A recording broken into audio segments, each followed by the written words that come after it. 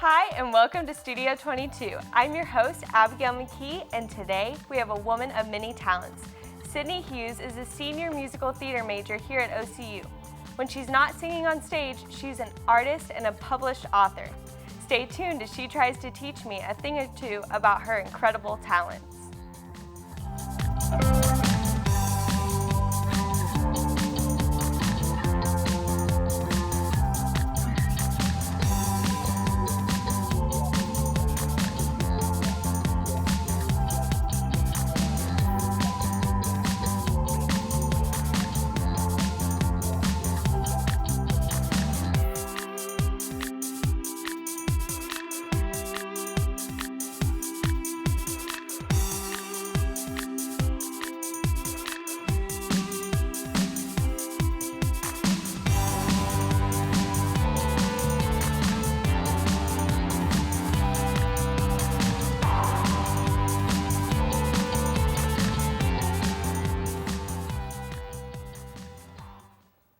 Welcome to Studio 22. Today I have Sydney Hughes with me. She's a published author, and today she's going to teach me a thing or two about drawing. Hi Sydney, welcome. Hey, thanks for having me. Oh, for sure.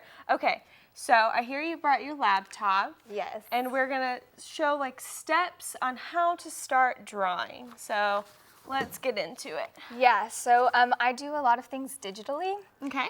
And so the process is a little bit different than just drawing it on paper, but I usually start off on paper and then scan in my sketch to my computer so I can then do everything digitally, just because I like how it feels to draw with a pencil the first time. So I normally, like if I have it on my computer here, I have my, my sketch right here. That's exactly how it was drawn in my sketchbook.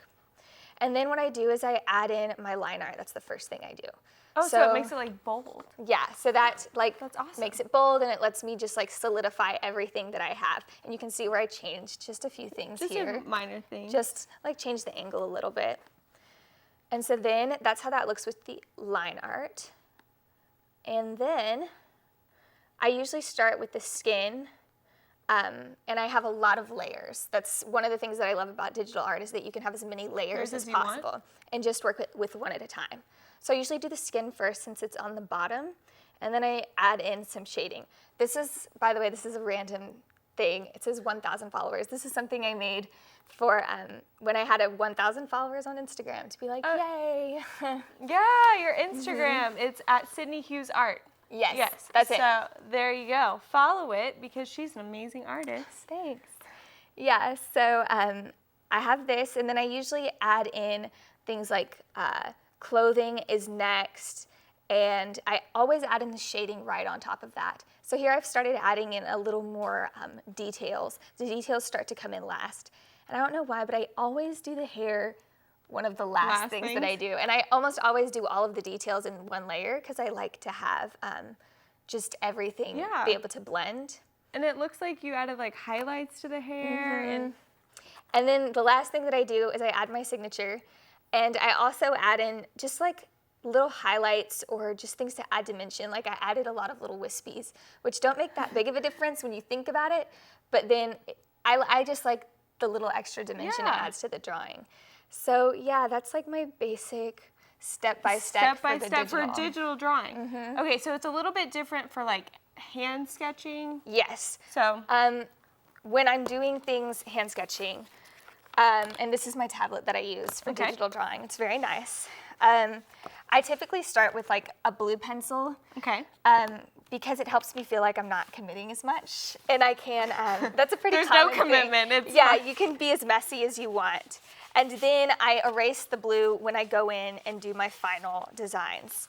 And this is that's what I did with this. And so this is the drawing that I did for the cover of the book. Yeah. Talia and the Wish. Look at that. Yeah. That's so cool. And it's bigger, and I did this in pencil, and then I added just the base colors.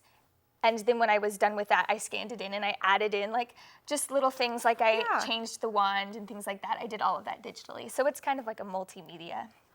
That's so cool. And then with this one, is that like a similar process? Yeah, that's a similar process. I used markers for that, and what I used with that, I used Copic markers, which are really nice. They're kind of messy. Ooh, But they're like a paintbrush, guys. This is yeah, so cool. they're really nice. They're slightly expensive, but they're totally worth it because you can blend them, and they're double-ended. And that's just a little thing I did for my younger sister. That's her. Oh, that's so cute. Yeah, and so you can kind of see where the blending happened. Those are actually like 3 or 4, like on the skin there are 3 or 4 different shades in there, which you can't do with normal markers. That's crazy. That's so crazy. Yeah. And then this one is just a regular sketch. Yep, that's just a regular sketch. That's not with blue pencil, just like no, regular I pencil. just was like going for it. It's very messy. I highly recommend being messy. Hey, that's totally fine. Okay, well, we are going to go to break, and I'm going to learn, or attempt to learn, how to draw. So stay tuned and come back.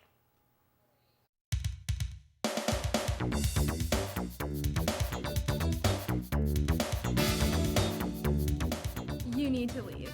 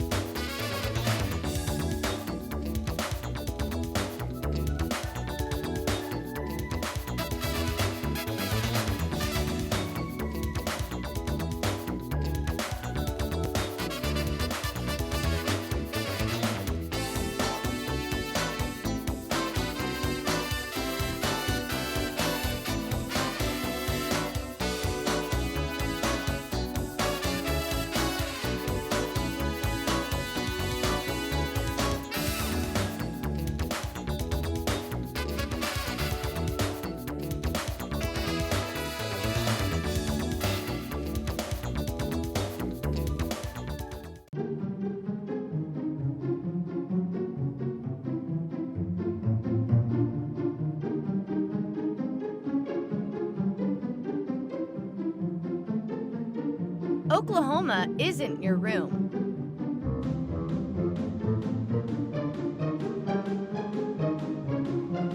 So don't trash it.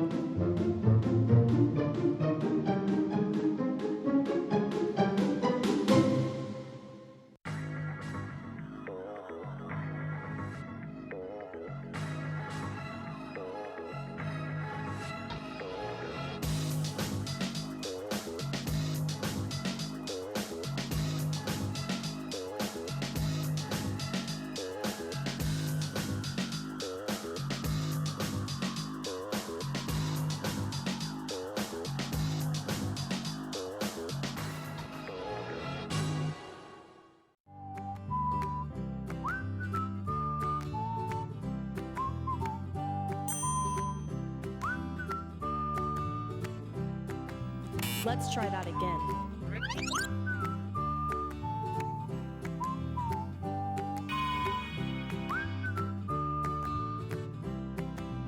Keep Oklahoma beautiful. For more information, visit www.keepoklahomabeautiful.com.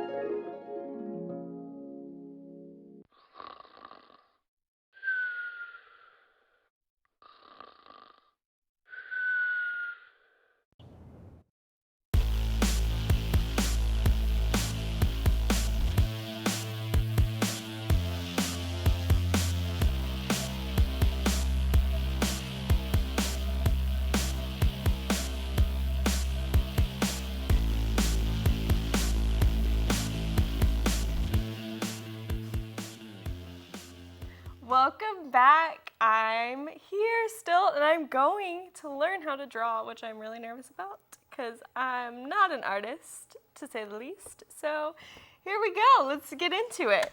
Okay. So what we're going to do first is I'm going to preface this by saying we're going to draw something just easy and cartoony and fun. Okay. So I'm not expecting you to have like perfect anatomy skills or anything. Good. Okay, We're just great. going to draw like the bust, which is like shoulders up, of just like a person. Okay. So no stress. Guys, I'm so nervous. We're gonna start off with our sketching pencil, which is blue, and just no commitment, let it be nice and loose. And the first thing we're gonna do is we're just gonna draw a circle, and don't be afraid to let it be kind of big, because it's easier to work with it. Just big and loose. Yeah, just as much as you want. There you go. You got it. You're good. Oh my goodness. My hand got is it. You're done. shaking. Okay, I'm done. Done. Okay, That's just- easy. Okay, Whew. now, just so that it is like a guide, we're going to put in a center line. So just draw a line straight through the center that extends like about this far Oh, down. it extends. Okay, here we go. This is going to be the basis of your face, so you know where to put everything. Okay. So now you can even bring that down like just a little bit even further. more? Okay. It's okay if it's down at the end. That's what erasers are for. Okay, great. Perfect. Perfect. Okay, now this is the center of the face. So we're going to use this, and we're just going to draw 2 little lines here. It's gonna be about this part of your face here. Okay. Okay. Here okay. we are. And remember, people come in all shapes and sizes, so there's nothing wrong because somebody out there probably looks like this. Okay. Okay. So then Ooh, we're you're gonna angling do it. an angle, because this is gonna be the jawline. And you can just let it be loose and free. Don't worry too much about it being perfect. Oh, it's not. That's for sure. Here we are. So now we've got like the overall shape of a face. And you can make it a guy or a girl. You can make whatever you want to make it. Okay. Okay. So now we're going to do a couple extra guidelines. So about here, which is a little above halfway, we're going to put a line going this way horizontally. Okay. That's where our eyes are going to go. My hand is shaking so bad. It's okay. Okay. And There we as go. always, like, practice makes perfect. And then right here about where your ankle is about where your mouth is going to be, because that's the jawline. Okay. Perfect. So now we've got some like guidelines. It's going to make your life a lot easier. Here's my guideline. Yeah, and Everyone knows. we have our guidelines Here we here. go. And they're nice and light and blue because they're not real. So don't worry They don't about it. exist. They don't It's okay. exist. Okay. Then we're going to put the eyes. The eyes to me are the most important part.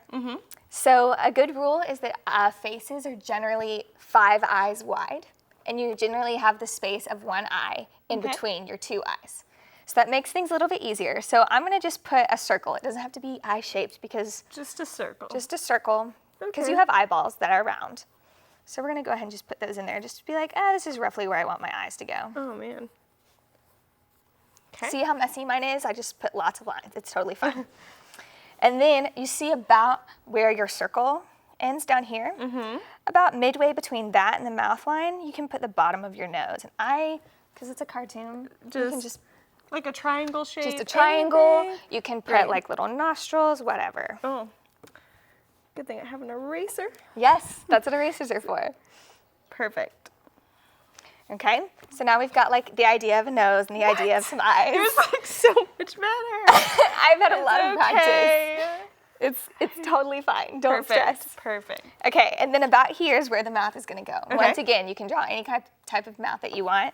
I like to draw the line where your lips meet, like here, like so, something like that. And also another rule is your mouth, typically the edges of the mouth come about to the center of each of your eyes. So that gives you a little bit of a proportion guide. And of course, people come in all shapes and sizes, again. Yeah. So if it's not exactly the same, it's okay. okay. It doesn't matter. And depending on what your style is, you can add in like a little indicator of the bottom and a little, Oh. yeah. Just be like, oh yeah, that's a mouth. That's what that is. And then we can go ahead and add in eyelids, because eyes are typically not super round. Exactly. So we're going to be like, oh no, there's an eyelid There's there. an eyelid there. Perfect. You can just define it. It all comes down to personal style. But I tend to define them a little bit like this. I have a slightly cartoony style anyway when I'm drawing most days, unless I'm trying to be realistic. And there you go. What? I tried to make a style choice. Yeah, it's a There we style go. choice. I mean, Picasso, right? Like, Exactly. anything is art. We're gonna add in the ears too, because they're gonna look a little strange if they don't have ears. Yeah. So the ears usually start about where the eye is and go down not quite to the nose. So start at the eye line. Start about where the eye is.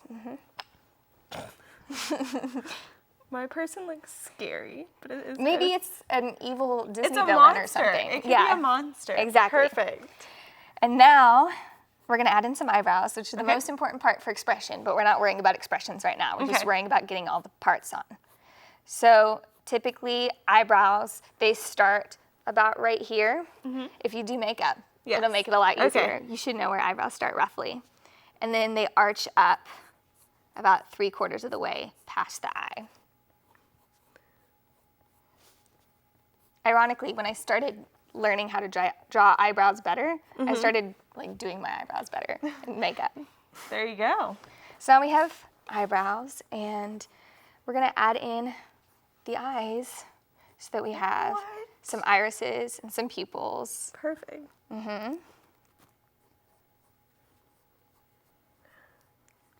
Mine's starting more There you to go. look There like you a go. person. It's a person. It's a person. Yeah. And you can just shade those in however you want. I like to leave there's like a little light in your eye Yeah. that you have, which is kind of just like a sign of life, sort of. There you go. Okay, and so now we have like the basis of the face, and you can add in your neck, and since this is kind of a cartoony person, it doesn't have to be proportional. We tend to draw our necks really slender. Just, it's an ideal of beauty that we've given our drawings. There you go. But it can be whatever you want it to be. This is not my best either, so don't stress out.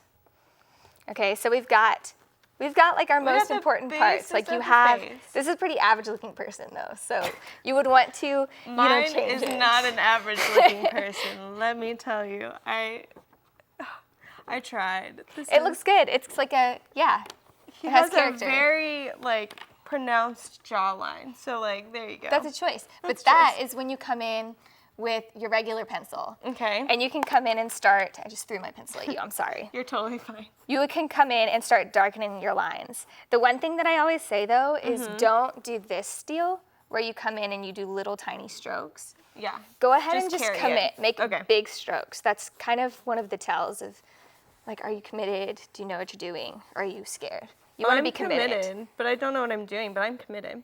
That's the important thing. You just there want to we be go. committed.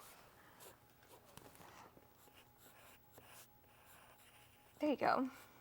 And honestly, you would get so good over time. Don't even stress.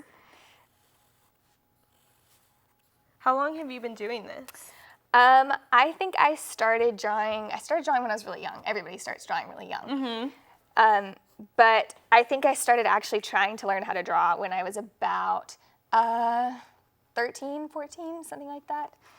But I didn't take lessons, so I just read a lot of books and did a lot of Google. Everything. Yeah. Okay, well, this is what I have so far, and we're Yeah. gonna take a break, and we're gonna talk more about Sydney's book. So stay with us.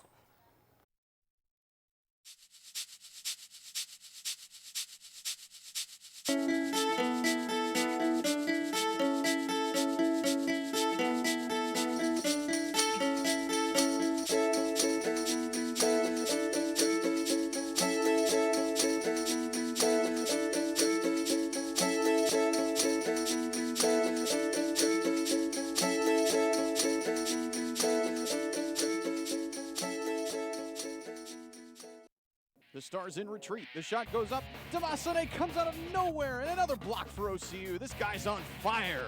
This kid owns OCU's record in blocks not only on the court, but off the court as well. Earlier today, he was busy crashing the boards. Just a rebounding machine.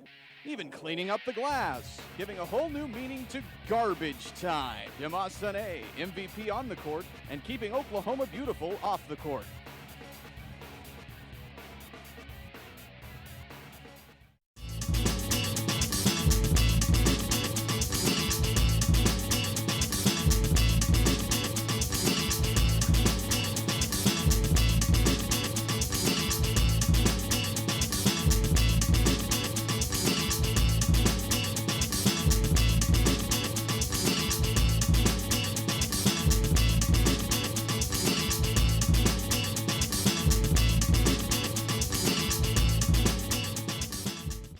My school is picture perfect.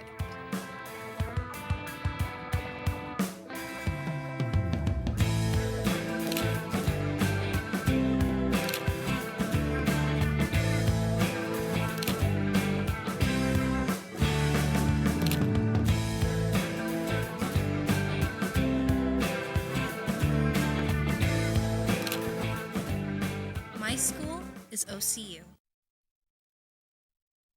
Some people don't think it's easy to be green. Audrey does it every day. Turn off appliances when they're not being used. Shut off the lights when you leave a room. Always recycle paper. Recycle plastic, too. Today, Audrey did her part in helping OCU conserve. It's that easy. Have you done the same? Visit okcu.edu/bluegoesgreen for more information.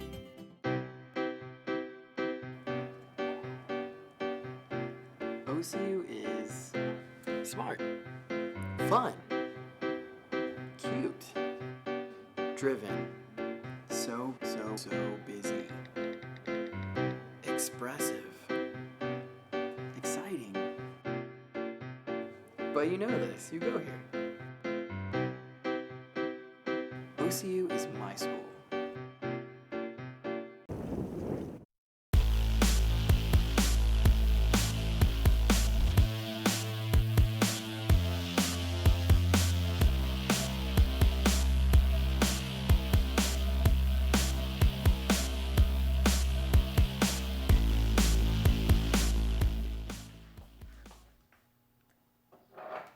Welcome back to Studio 22. I'm Abigail, and we're still here with Sydney, and we're going to talk about her book that she has published, Talia and the Wish. So how did you even come up with the idea for this book? I used to come up with stories to tell my two younger sisters, and my sister Sarah especially would want like fairy stories. And we read a lot of books like Ella Enchanted. Yeah. And the author of that book, Gail Carson Levine, wrote a book about writing, and she had a prompt about like rewriting fairy stories, which is something she did a lot. And I came up with the idea that way when I was in about 9th grade, and then just didn't do anything with it. You're just like, yeah, I was like, yeah, that's a fun idea. Somebody should do something with that. And then it wasn't until I got here and I took a Western Lit class about fairy tales that we had an assignment where we had to do something very similar. And I was like, oh, I'll just use that idea that I had. Exactly. Yeah, and so you're like, I'm going to create something. Yeah. So how did you go about like getting it published? It was a really long process, and it was way more complicated than I thought it was going to be. I initially was just trying to figure out how to like get it in book form so I could give it to my youngest sister for her birthday as like a present. And then it kind of turned into like actually getting it published and getting it out into stores and things like that.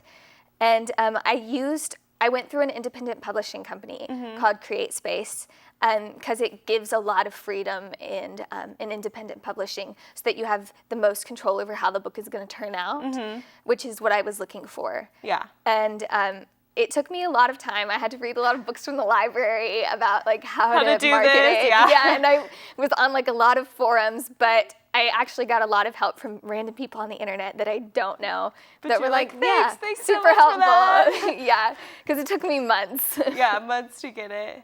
So did you have like this character already drawn for the story? I did. I like to make up characters. It sounds silly, but yeah, I did. I had the character drawn and just kind of wrote her into the book. Oh, that's so cool. So did you already have a name in mind when you started writing this? No, actually the name was really hard to come up with. Yeah. So you got it. You finally came with a name, and this is the book, and we're going to come right back, and Sydney's going to share parts of the book with us. So stay tuned. OCU is that open shot to a winning goal. Countless rehearsals for one flawless routine. Learning to serve before trying to lead. Learning a language everyone can understand. OCU is Me. Me. me. I'm OCU.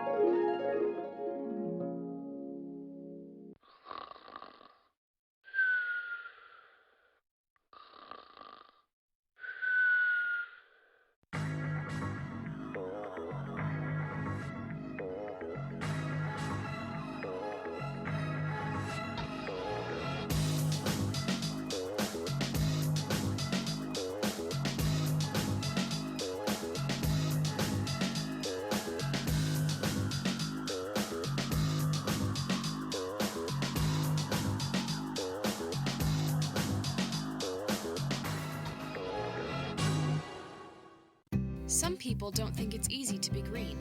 Audrey does it every day. Turn off appliances when they're not being used. Shut off the lights when you leave a room. Always recycle paper. Recycle plastic, too. Today, Audrey did her part in helping OCU conserve. It's that easy. Have you done the same? Visit okcu.edu/bluegoesgreen for more information.